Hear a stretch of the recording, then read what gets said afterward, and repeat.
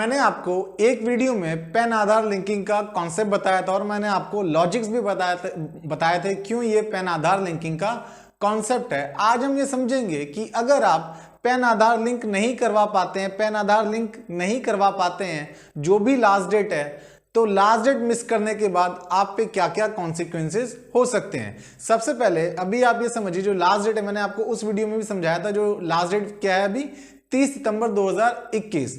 मान लीजिए 30 सितंबर 2021 date extend नहीं होती है और 30 सितंबर 2021 लास्ट डेट रह जाती है पैन आधार लिंकिंग की, और आप पैन आधार लिंकिंग को मिस कर देते हैं, इस डेट को मिस कर देते हैं, तो जैसे ही आप डेट मिस करेंगे ये वाली, वैसे ही आपका पैन इनऑपरेटिव हो जाएगा। अभी इसके हम परिणाम समझेंगे कि जैसे ही पैन आपका इनऑपरेटिव हो जाएगा उसके कॉन्सिक्वेंसेस क्या क्या होंगे। तो आप ये चीज समझिए कि अगर आप पैन आधार लिंकिंग की लास्ट डेट मिस करते हैं, आपका पैन इनऑपरेटिव हो गया, और जब आप पैन इनऑपरेटिव से ऑपरेटिव करवाएंगे, पैन इनऑपरेटिव से ऑपरेटिव करवाएंगे, तो गवर्नमेंट आपसे मैक्सिमम लेट फी 1000 रुपए ले सकती है। 1000 रुपए तक आप पे लेट फी लगाई जा सकती है। मैक्सिमम लेट फी कितनी हो सकती है? 1000 रुपए। बाकी देखने वाली बात होगी कि गवर्नमेंट नोटिफिकेशन के जरिए इस लेट फी को कितना रखती है, लेकिन एक्ट में आप सेक्शन 234H देखेंगे जो फाइनेंस एक्ट 2021 ने इनकम टैक्स एक्ट 1961 में डाला है, उसमें मैक्सिमम लेट फी कितनी लगाई जा सकती है? 1000 रुपए। यानी ये जो लेट फी देके आप अपना पैन इनऑपरेटिव से ऑपरेटिव करवा लेंगे। तो पहला अगर आप डिसएडवांटेज देखें, पहला नुकसान तो देखिए कि आपको लेट फी भरनी पड़ेगी।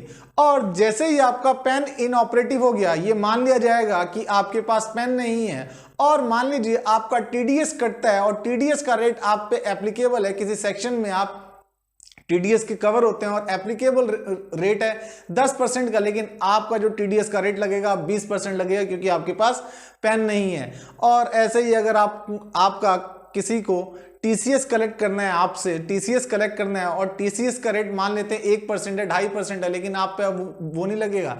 ये माना जाएगा कि आपके पास पैन नहीं है और टीसीएस का रेट कितना लगेगा? मैक्सिमम 5% का रेट आप पे लगेगा। मैक्सिमम क्या, 5% का फ्लैट रेट आप पे लग जाएगा।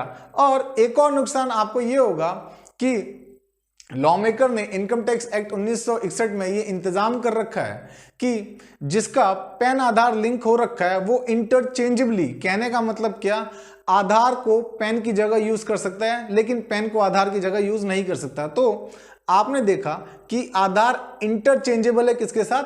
पैन के साथ। तो पैन की जगह आधार भी कोड कर सकता है, आधार भी दे सकता है, आधार भी इंटीमेट कर सकता है। लेकिन जैसे ही आपका पैन इनऑपरेटिव हो गया, तो आपका ये जो आधार वाली फैसिलिटी है कि पैन की जगह आधार को यूज करना, ये वाली फैसिलिटी भी आपसे छिन जाएगी, तो आप ये भी नहीं कर पाएंगे। और जैसे ही आपका पैन इनऑपरेटिव हो गया, इसका मतलब आप पे पैन नहीं है, तो आपको कई फाइनेंशियल ट्रांजैक्शन करने में दिक्कत आएगी। जैसे आपको अपने बैंक अकाउंट में कैश जमा करना हो 50,000 से ज्यादा, तो वो भी आप नहीं कर पाएंगे, क्योंकि उस समय जो कैश आपसे डिपॉजिट लेता है, बैंक जब कैश डिपॉजिट लेता है आपसे, तो उस समय आपसे पैन मांगता है, आपसे पैन की कॉपी मांगता है। ऐसे ही जब आप डीमैट अकाउंट खुलवाने जाएंगे, वो भी नहीं हो पाएगा क्योंकि आपके पास पैन नहीं है और डीमैट के लिए पैन मैंडेटरी है। ऐसे ही अगर आपको इमूवेबल प्रॉपर्टी खरीदनी है और वैल्यू 10 लाख से ज्यादा है, तो आप वो भी ट्रांजैक्शन अंडरटेक नहीं कर पाएंगे, वो भी लेन देन नहीं कर पाएंगे। क्यों? क्योंकि आपके पास माना जाएगा पैन नहीं है। यानी सेल परचेस करनी हो इमूवेबल प्रॉपर्टी की और वैल्यू 10 लाख से ज्यादा हो, तो आपके पास पैन नहीं है, तो आप वो भी नहीं कर पाएंगे। आपको 4 पहिया गाड़ी खरीदनी होगी, वो भी आप नहीं कर पाएंगे। तो आप देख रहे हैं नेगेटिव कॉन्सिक्वेंसेस कितने हैं। साथ में इनकम टैक्स एक्ट में एक सेक्शन है 272B। 272B कहता है कि भाई जिसको पैन लेना था और पैन नहीं लिया, तो उस पे पेनल्टी का फिर प्रावधान है। और कई बारी पेनल्टी तो हर एक डिफॉल्ट पे आप पे 10-10 हज़ार की पेनल्टी लगती जाएगी। तो आप देख रहे हैं कि अगर आप पैन आधार लिंकिंग की डेट को मिस करते हैं, जो ड्यू डेट जो भी अभी तो 30 सितंबर 2021 है और वो एक्सटेंड होती है, तो वो एक्सटेंडेड ड्यू डेट अगर एक्सटेंड नहीं होती तो 30 सितंबर 2021, तो अगर आप लास्ट डेट को मिस करते हैं तो आप पे ये कॉन्सिक्वेंसेस देखे आपने। एक तो पैन इनऑपरेटिव हो जाएगा, लेट फी लग जाएगी, साथ में टीडीएस का रेट 20%, टीसीएस का रेट 5%, आप पैन की जगह आधार को यूज नहीं कर पाएंगे, कई फाइनेंशियल ट्रांजैक्शंस करने में आपको दिक्कत आएगी। साथ में आप पे पेनल्टी का प्रोविजन सेक्शन 272 भी, जहाँ पे 10-10 हज़ार की हर बार पेनल्टी लगाई जा सकती है। तो मुझे उम्मीद है ये वीडियो आपको समझ आई होगी। मिलते हैं अगली वीडियो में, धन्यवाद।